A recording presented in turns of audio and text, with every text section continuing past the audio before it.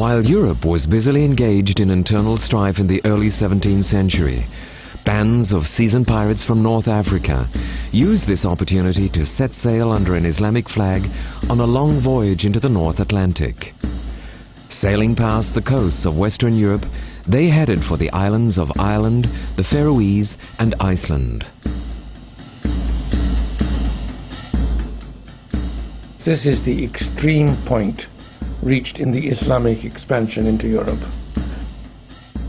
Attacking and pillaging unsuspecting communities, the raiders made off with anything of value, as well as taking prisoners whom they sold into slavery and demanded high ransom for their release.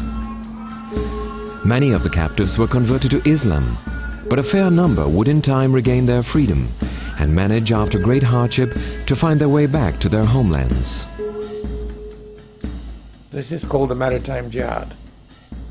This is a jihad, and the jihad is a holy war for the faith.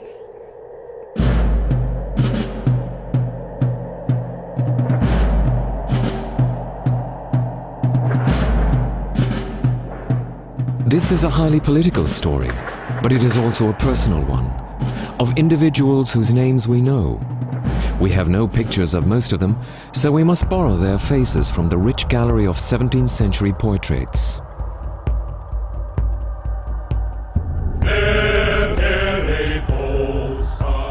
We also relate in word and image the story of the many local tales relating these remarkable events. This is very much a living history in the regions where they happened. At the same time, this is the untold story of an Islamic jihad deep into Europe, of Europeans captured and sold into slavery in Islamic Africa, at a time when Europeans were beginning to sell Africans as slaves to America.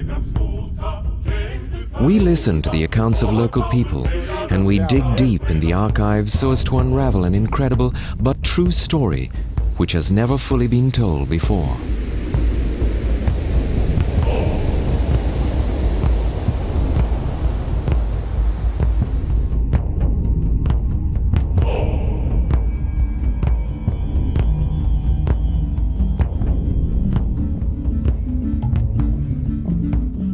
On the 20th day of the month of June 1627, there came sailing from the south to the tiny settlement known as Grindavik in Iceland, one Turkish warship. These are the opening words of a contemporary report. The raiders concealed their identity, pretending to be German whalers blown off course, and managed to take prisoner 8 men who had rowed out to their vessel. They then captured the Danish merchant vessel in the harbor, all without a single shot being fired. The raiders then made their way to a neighboring farm, where they captured the entire family. Then a neighboring relative appeared and attempted to come to their aid. His name was Hjalmar, and he is the celebrated hero in this, our story. His praise is sung in a poem composed in Latin, detailing his exploits and read here on the battle's very site. Hergit in armatos et solus, robore Hjalmar, inclitus adquanimo, lauda utroque pari. Quam victor, campo, cede potitus erat, tum prim ex sanguis per plurima vulnerabacto, hoste, sed invicto, pectore prociterat. The earth was stained with blood, and according to a local legend, where Christian and heathen blood blended, a rare type of thistle grew. Today this thistle is still to be found at a particular spot in the little fishing village of Grindavik, on Iceland's southwest coast.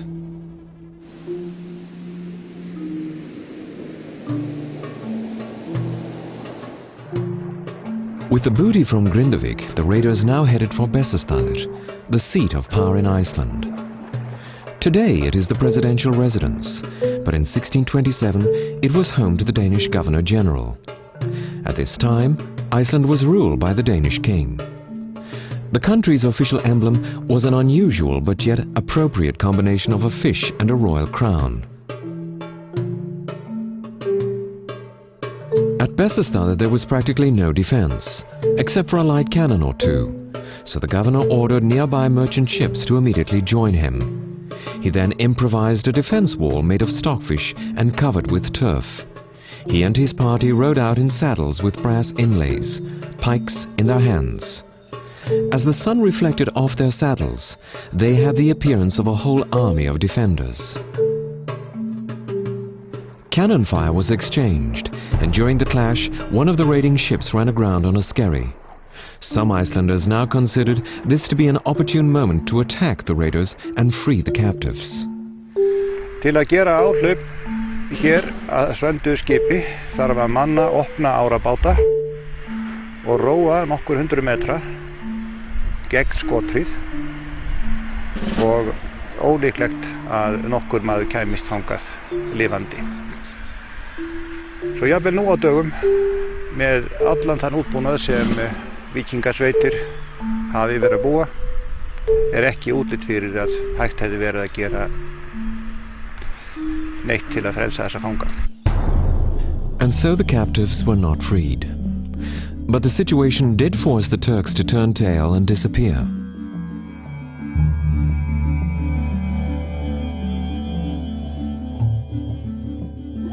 For the moment, all was quiet in Iceland. However, no one knew whether this was merely a brief intermission before the next onslaught.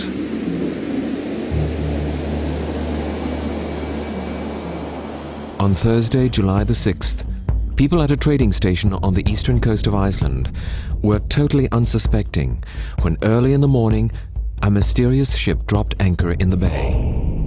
Upon coming ashore, its crew captured the local Danish traders who were still fast asleep. Next, they hunted down the local population. The raiders split up, with one group heading for a large nearby farm where they took 20 people prisoner.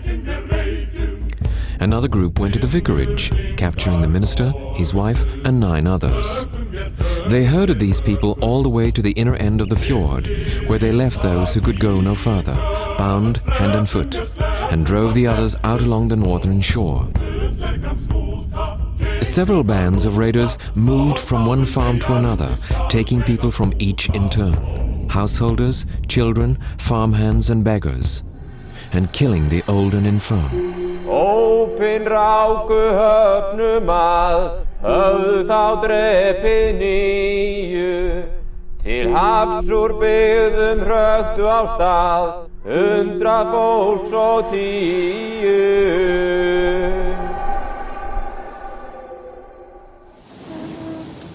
The raiders were called Turks at the time and have been ever since. Throughout Europe in former centuries, the term Turk sometimes signified warriors of the Turkish Empire, but most often it implied any follower of Islam.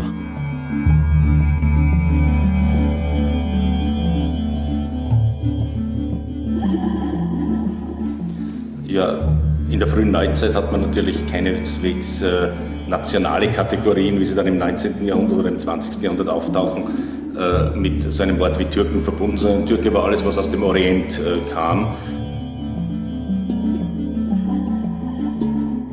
As time passed, Icelanders would begin to view the story of the raid in a new and heroic light, giving it a wholly new interpretation. Sagan segir að Tyrkir hafi náð smala frá Snæhvammi, sem hér nokkrum kilometrum innar bæ, og færðu hann í bönd, og þetta hefur verið í góðu veðri vafalaust því að hann síðan leggjaði sig til hvíldar og sofna, en ekki hafa þeir nú gengið betur frá smalanum með það að honum tekst að losa böndin, og hann hefur verið kjarkmaður góður því að hann ekkert að leggja á flótta strax. Hann sér í hendi sér að nú þurfa hann að gera Tyrkjum skráveifu, og hann byrjar á því að míga í púðrið í byssuna þeirra. Síðan tekur hann á rás inn í Snæhvam. Snæhvamsmenn fari í Tverhamar og safna liði. Þá voru hetjur á hverjum bæ og héldu hér út í Hrútasúlnagili, og þá eru Tyrkir að vakna af miðdegislúrnum.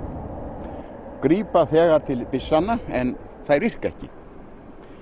Og þá hófu þeir áhlaup á mennina, þeir Tverhamarsmenn og Snæhvamsmenn, og þeir börðu þá hérna niður ginið og hérna niður fyrir og niður í sjó.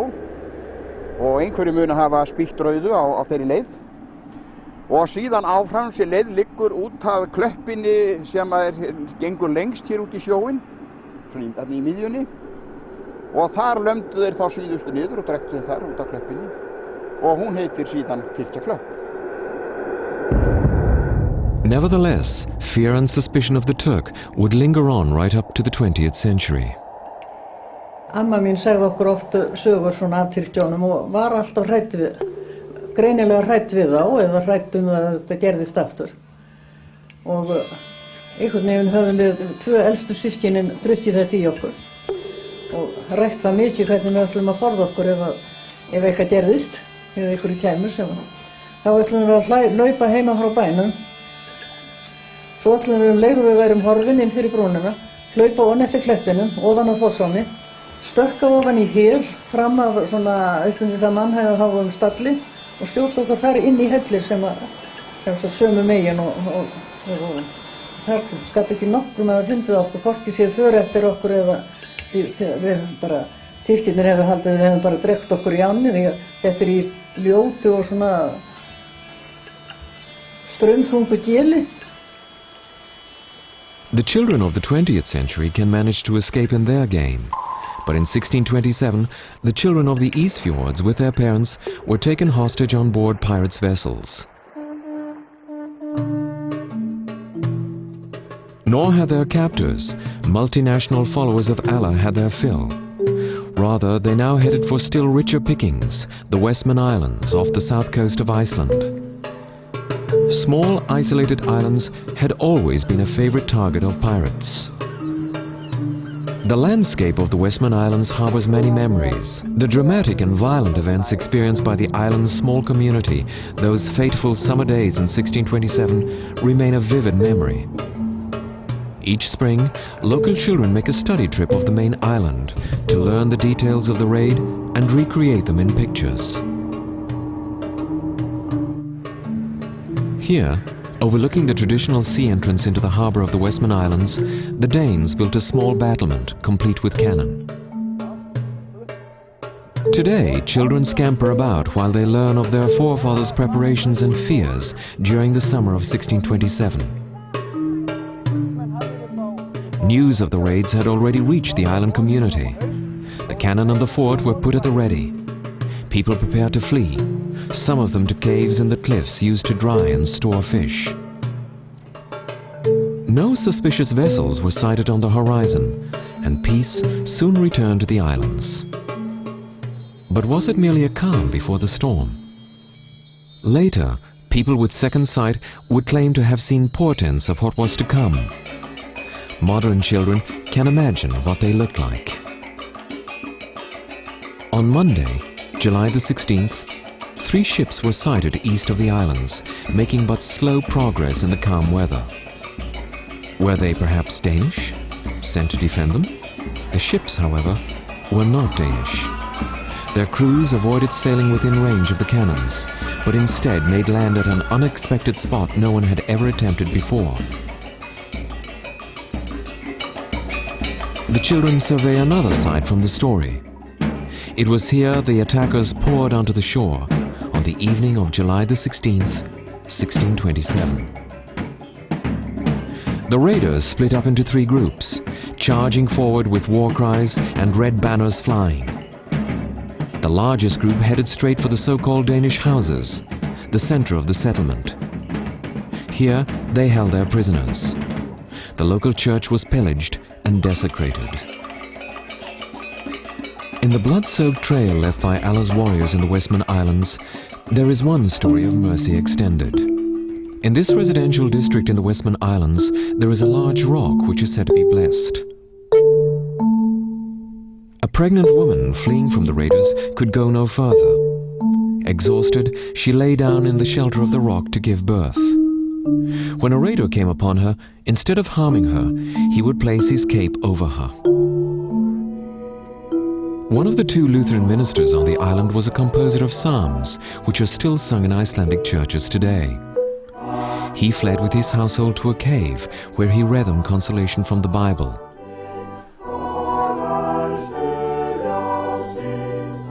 Blood began seeping through the roof of the cave when the raiders slew an elderly member of the minister's household who had ventured outside. Armed men rushed into the cave, led by an Icelander who, according to some reports, was a former servant of the minister. This Judas addressed the clergyman. "What are you doing here? Shouldn't you be at prayer in your church?" To which the minister replied, "I was there this morning. Now I am here. And this evening I will be in heaven by God's will, and not yours." The traitor struck him 3 blows, so that his skull split asunder. His wife then unwound the trappings of her headdress to bind his head, but the attackers forced the family away from the body and herded them in the direction of the Danish houses.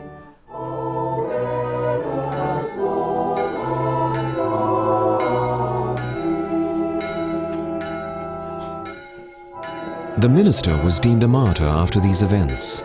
His gravestone is still preserved, with the Latin inscription Occisus, meaning slain.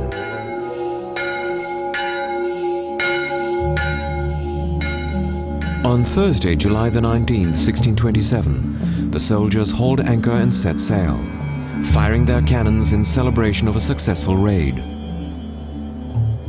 The local church stood in flames, as did the Danish merchant houses, where the old and infirm were burned alive. In all, about 400 prisoners were taken captive, which accounted for almost 1% of the Icelandic population.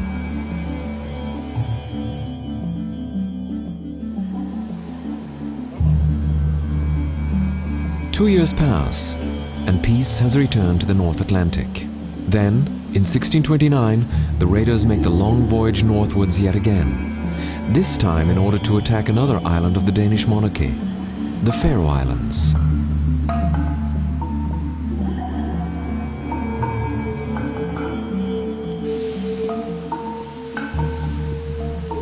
Detta gråt kanna, og det viser til at dette gråt ur Norr-Afrika, ur Atlasfjøtlen og tvert Algier. Så det ikke førskråt. Og barlasta gråtet det ble brukt som kjølfeste av skipen og for å ha stabiliteten i orda. Og søgnen sier til at her kom jeg land til Kvalpa, som lever greit fra. Og presteren som tar hver leire, han kallades for Paul Rasmussen. Han skulle røye til strandar av samfunnet her omstående.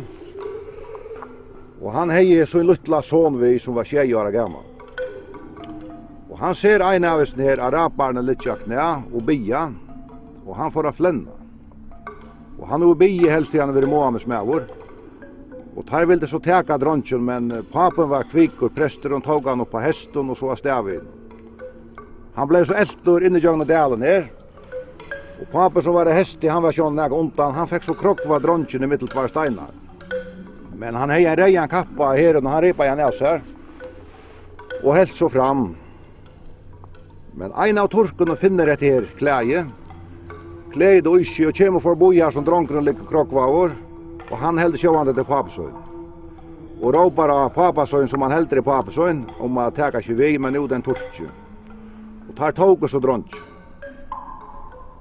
Og det ble så illevyr, men det var jo inne i Kvalpa.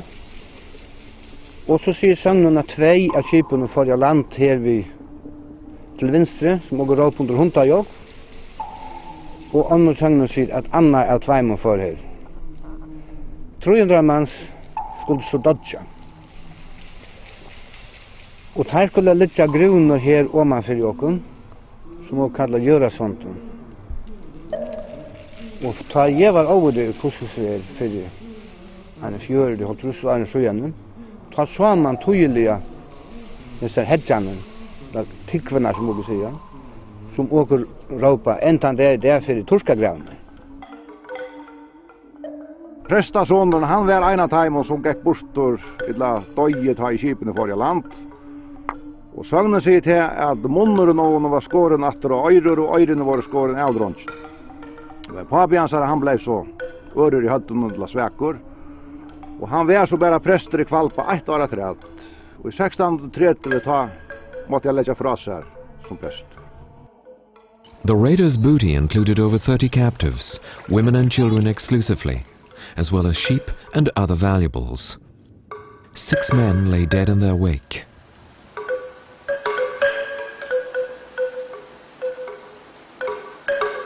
Another 2 years pass, and once more the raiders take to the Atlantic, though not as far north this time. In mid-June 1631, they steer their ships in the direction of Ireland. On June the 19th, a small ketch crosses the path of the raiders, off Cape Kinsale. Its skipper, a man called John Hackett, was ordered to show them the way to Kinsale. Hackett explained that the town was well defended and advised them to attack the nearby village of Baltimore instead. All full of love and peace and rest, his daily labours o'er, upon that cosy creek there lay the town of Baltimore. And so the raiders sailed to peaceful Baltimore, casting anchor just outside the town's natural harbor late one evening. After sending out a party of spies, they made everything ready.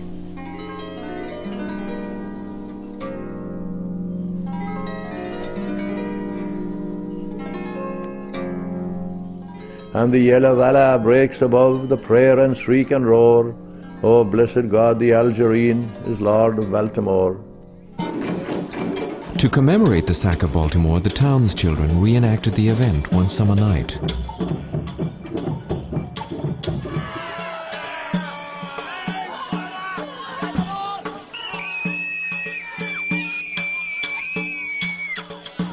This included the fate of the fishing skipper Hackett, who directed the raiders to Baltimore. The raiders allowed him to go free as a reward. However, an English court would later sentence him to death.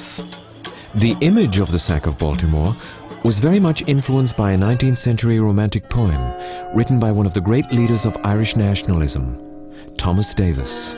He composed the poem in 1844, and he hadn't ever been here, but at the time I wouldn't say there were any Irish historians as such.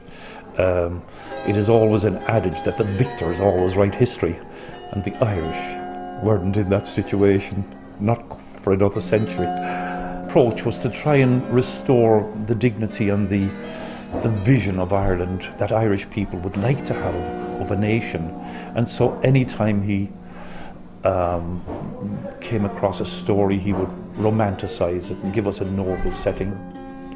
Midsummer morn in woodland eye the birds begin to sing. They're seen at now the milking maids, deserted is the spring. They dash to sea and pass Cape Clear, and saw 5 leagues before the pirate galleys vanishing that ravished Baltimore. Though recorded in 19th century verse and performed as a children's pageant in the 20th century, the sack of Baltimore is a little-known event in Irish history.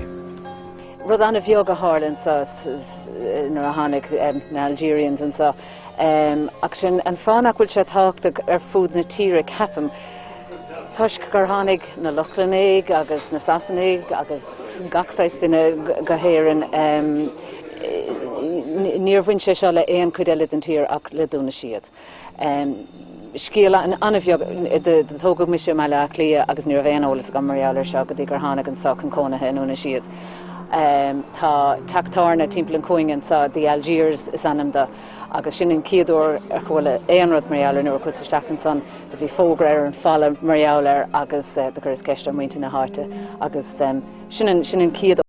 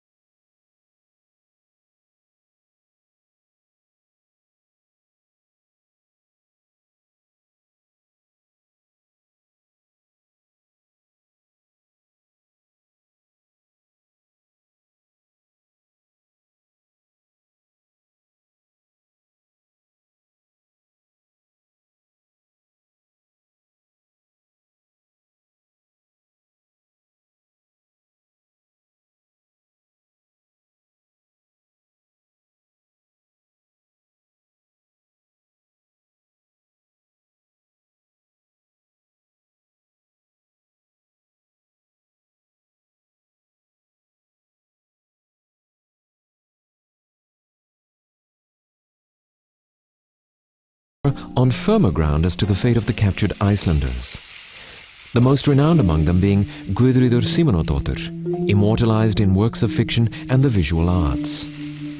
She has found a contemporary spokesman in an Icelandic author who has written extensively on her fate.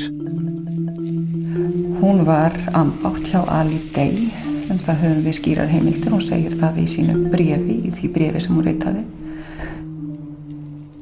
Hryggist ég og særist daglega að vita hann í þvílíkri neyð og háska sem oss upp á lagt vegna vorra synda.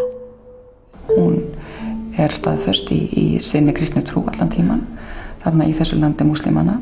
After many years in captivity, she would eventually return to Iceland, but was forced to leave her only son behind in Africa. Gleymd ekki skapar þínum lausnara. Mundað hafa yfir versin þín sem ég hef kennt þér. Even though one letter from Guðríður in captivity exists, large gaps in her story have to be filled in by guessing. European artists portraying the lives of slaves in Algiers in a propaganda war against Islam, the arch enemy of Christianity, were also guessing to a large extent. Sometimes they depict the city as a hell on earth, a place where men devise the most ingenious and horrible forms of torture. But there was also another side to the slave cities of North Africa. Some slaves had kind masters, regained their freedom, and were as satisfied with their lot as anyone can be who is torn up from their roots. Anna Jaspersdóttir, an attractive woman from the Westman Islands, married a Spanish Moor and converted to Islam, at least publicly. After that, she was dressed in furs and royal purple, according to her Icelandic contemporaries. She and her husband paid for her father to be set free. He managed to return to Iceland and praised his son-in-law for his generosity. Among the Icelandic hostages taken was Pastor Ólafur Eyjolfsson, the local Lutheran clergyman from the Westman Islands. A well-educated man, he would record events in his travelogue, a unique documentary source where his keen eye catches every minute detail. The land yields 2 crops yearly, and all the fruits of the earth flourish there. The grass is never cut, and sheep and cattle remain outdoors all the year round, since there's no winter. These pagan people reap all the benefits in this life.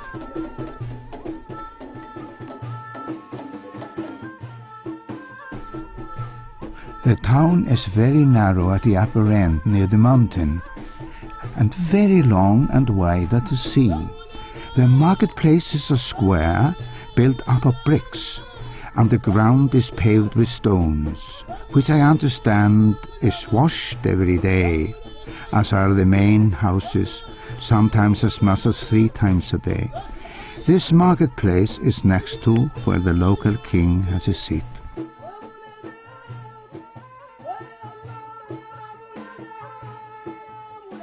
Now the people from the Westman Islands were brought to the marketplace, and the king selected every 8th person. His first choice among the boys was my own poor son, 11 years old, whom I will never forget as long as I live.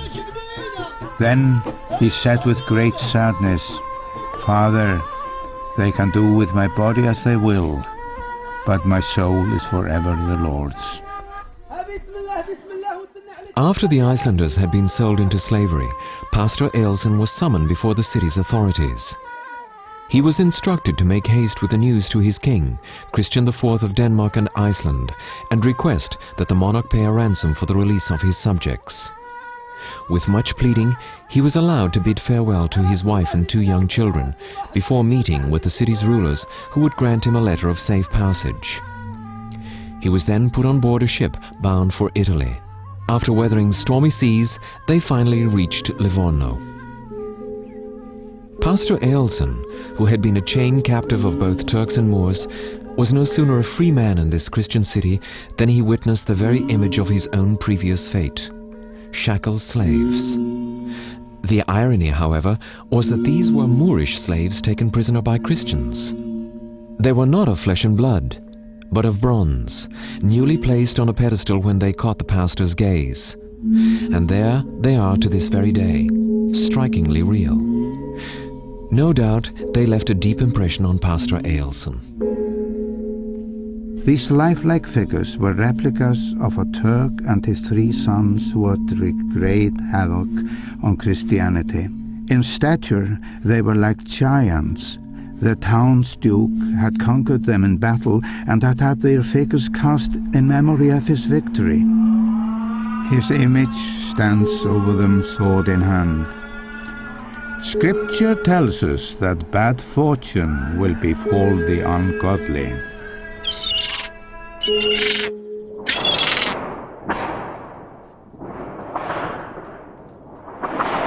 Traveling through a turbulent Europe ravaged by war and plunder, Pastor Ailson finally reached his destination, the capital of his kingdom.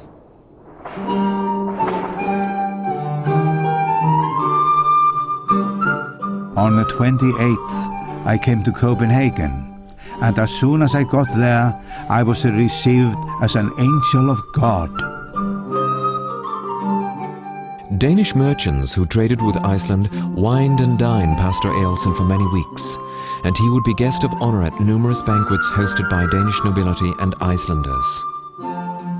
Nowhere is there better beer to drink and food to eat than in Copenhagen. Icelandic travelers still enjoy the city's hospitality, and Pastor Ailson is still a source of interest to the city dwellers. This group of people has come together to discuss the publication of his fascinating travelogue and learn more as to what kind of person he really was. Uanset han drager gennem Europa under 30-årskrigen, hvor der er pest og kolera og slåskamp alle steder han kommer. Han har ingen penge på lommen, han kan kun islandsk, og alligevel så kæmper han sig igennem og når sit mål. En meget, meget imponerende skikkelse. Meget imponerende.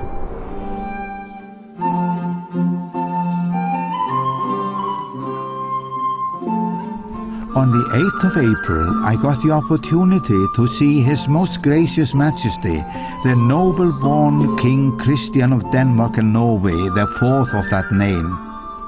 This gracious monarch seems to be humble and gentle with his subjects. While the king expressed his willingness to pay the ransom, the ravages of war meant that Denmark had lost extensive territories, and the royal coffers were empty. My sorrow deepened again, because then all my hope was lost, which was that I would get support there, and so buy my wife and children's freedom. Pastor Ailson expected the Danish monarch to help him and his fellow captives. But was King Christian obliged to do so? Han havde bestemt pligter. Han havde jo underskrevet en håndfæstning, hvor han lovede at forsvare sit land og sit folk med yderste evne. Og der er ingen tvivl om, at det mente han bestemt også, han gjorde. At han så var lidt uheldigt indimellem, det er der jo ingen tvivl om. Og der er ingen tvivl om også, at Christian han følte et dybt ansvar over for sine folk. Og det var ikke bare dem i København, men det var sandelig også i Norge og på Island og på Færøerne, som han helt klart interesserede sig meget for, meget mere end de fleste andre konger har gjort. The king was unable to offer assistance for some time, but Pastor Ailson did manage to get his wife freed. As to his children, he never saw them again. However, writing about his trials and tribulations would help ease the pain. Oh, that I might comfort and strengthen my people with my words. But whether I speak or not, the pain in my heart remains. Whatever may unfold, we are the Lord's.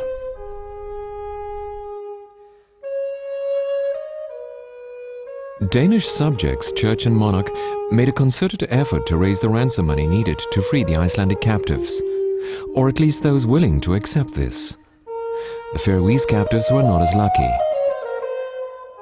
When the same monarch requested them to donate ransom money, Faroese officials responded that they lacked the means to do so because of poor catches and hard times.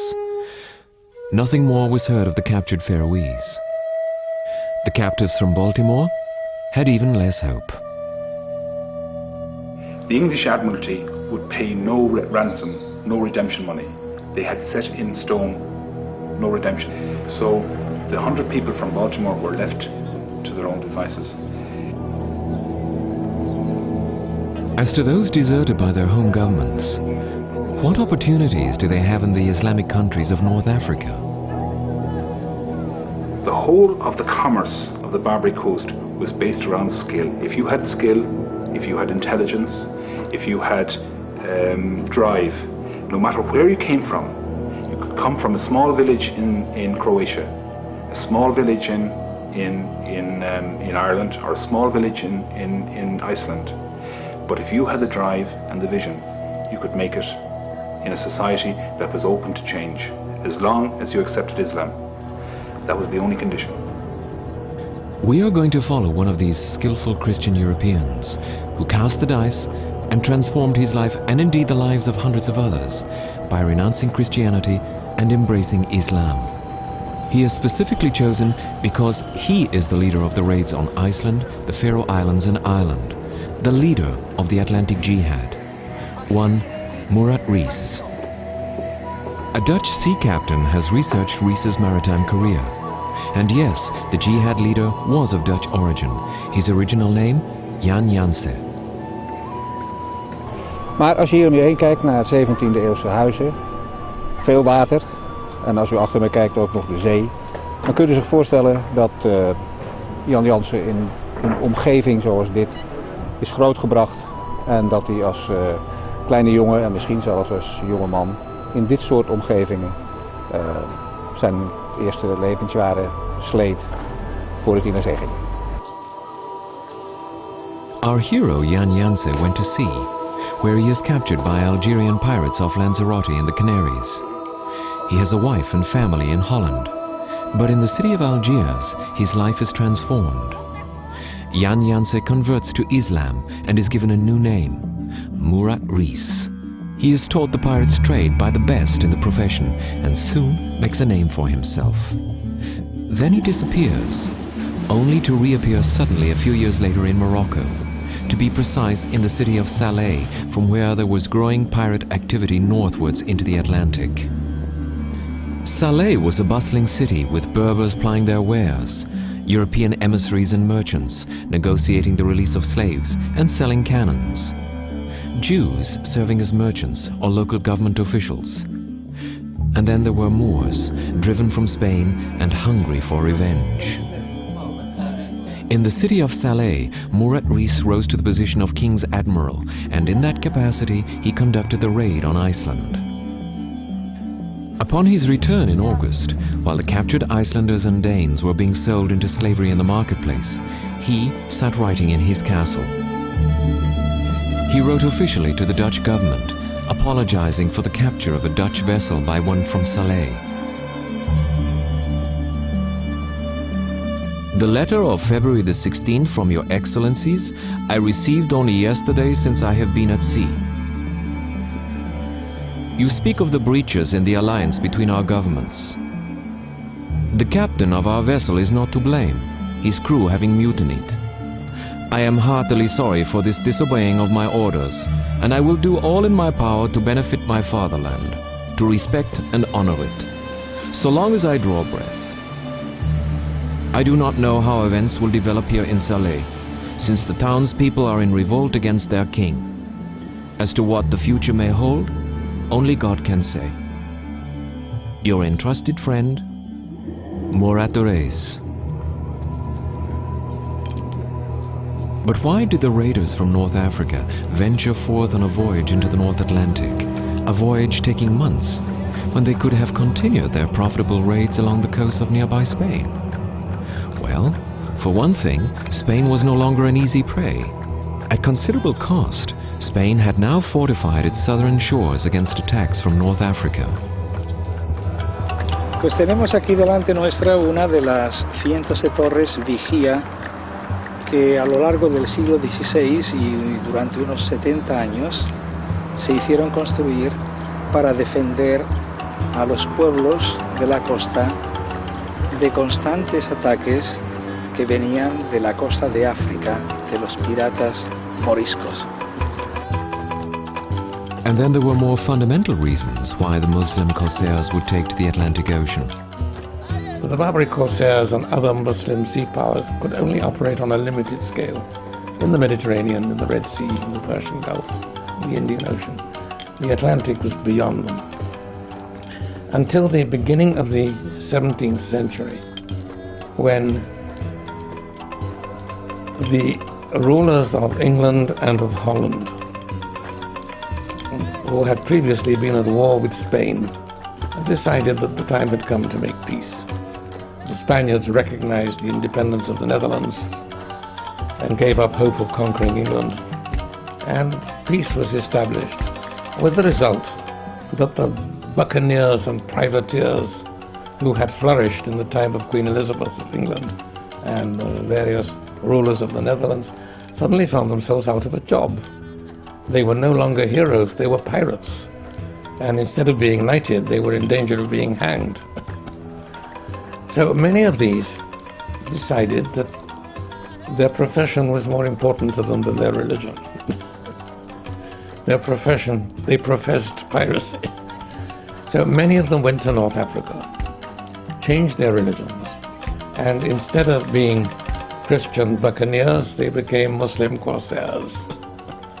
And that gave the Barbary corsairs what in historical terms one must call a brief episode of operating in the Atlantic. The brief episode of Atlantic jihads in the life of Murat Reis, the king's official pirate, was over. He had survived countless raids in different waters. He had been taken prisoner by Christian pirates from Malta and had his ransom paid. Now on in years, he served his Moroccan king in a comfortable position in the little town of Oualidia, today a holiday resort. We have come to pay him a visit in what remains of his castle. Yes, we are sure that this is the dwelling place of Murat Reis, Dutchman become Moroccan, Christian turned Turk, raider of the Atlantic, leader of jihads. And how do we know this? By a fortunate turn of fate. A ship's journal reveals the secret to us. The journal was kept by a professional painter during an official mission by Dutch emissaries to the Moroccan coast in 1641. Also on the mission was Murat Reis's daughter, Elizabeth, from his Dutch marriage. By yet another fortunate turn of fate, this journal is still well preserved, if you only know where to look for it, namely, the National Library in Vienna. What is even rarer, it still has the original drawings made by the keeper of the journal. When father and daughter meet, the writer is touched by the scene. He sailed towards us, resplendently sitting on a mat with silken pillows around him, surrounded by servants. He was shown to the ambassador's quarters, where his daughter was already waiting, and when they saw each other, they burst into tears. But what was to become of Murat Reis, the notorious pirate leader? The last we know of him in historical sources is that he is residing comfortably in his castle with his daughter. And as to information elsewhere? Well, let's try the internet, which reveals all the secrets of modern day.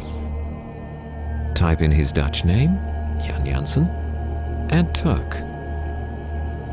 American genealogists can tell us that a son from his Moroccan marriage emigrated from Salé to America and established the family line known as Van Salé. The cream of this line includes such renowned figures as Humphrey Bogart and Jacqueline Kennedy. Such future family fame Murat Reis could hardly have imagined, residing in his castle in North Africa in 1641. But how does history go about evaluating such a complex person as Murat Reis?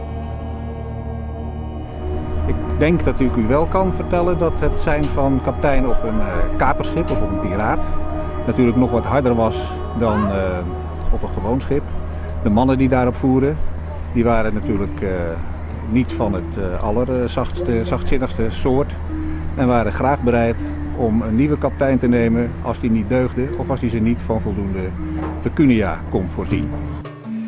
You cannot have a career that long without being intelligent, without being bright, but without having a degree of humility and understanding of the human condition of what it takes to achieve it. Yes, a fascinating man and very impressive. While the secrets of pirate leader Murat Reis can be unveiled in the Library of Vienna, secrets of the victims of the Atlantic Jihad are kept here, in a bundle of documents at the National Archives in Copenhagen. They tell the story of a Danish envoy named Ambrosio Volgerson, who was in the midst of the bustling slave city of Algiers in 1645. He concluded agreements with slave owners and managed to ransom 23 persons, among them 8 Icelanders who had waited 18 long years. Here are their names and the price of their ransom. Combined, the amount is the equivalent of several private apartments in modern terms. One of them is Barbara, the mother of 3 children. Everyone wanted to free her. Who could she be? Freed after 18 years of captivity, her children must have been born there and she herself only a child when captured.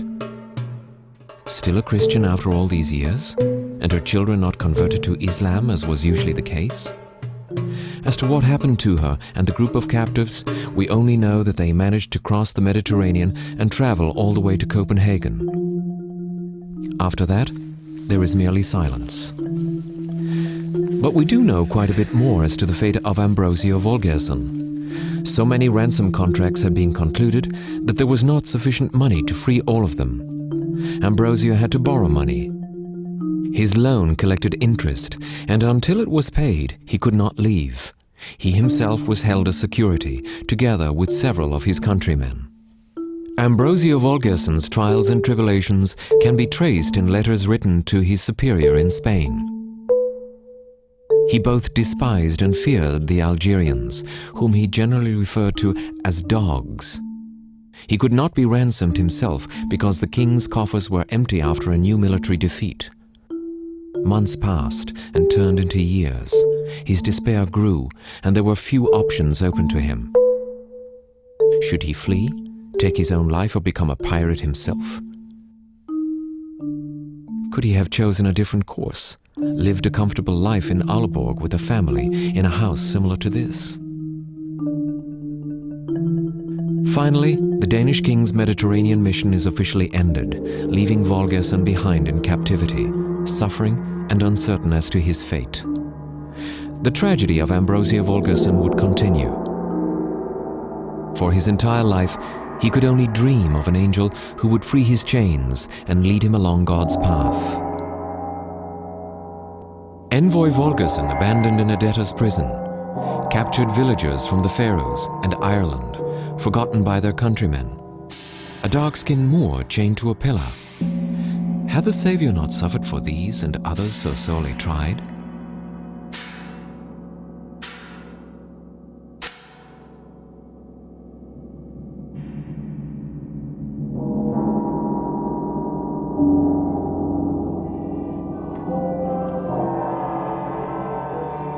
As the small congregation gather in a low-ceilinged church at Cross on the south of Iceland, they are reminded of their ancestors who suffered so much in that fateful year of 1627.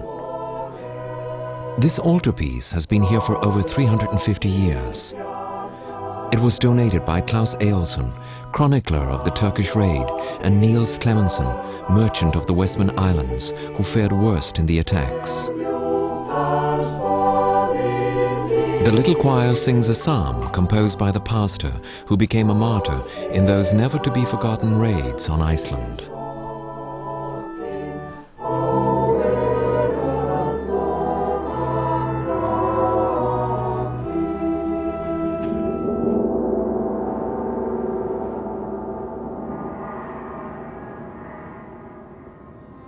Að þjóðin hefur á vissan hátt fyrirgefið þessa atburði með því að gera þá hluta af menningu okkar, sögu okkar, minningum, kvæðum. Og við sjáum hvernig fólkið í byggðarlögunum í kringum landið þar sem þessir hörmulegu atburði gerðust hafa gert söguna að sinni sögu. Og á þeim tímum sem við lifum, þegar við fréttum hörmungar, árásir og morð á saklausu fólki, þá felst líka lærdómur í þessari sögu.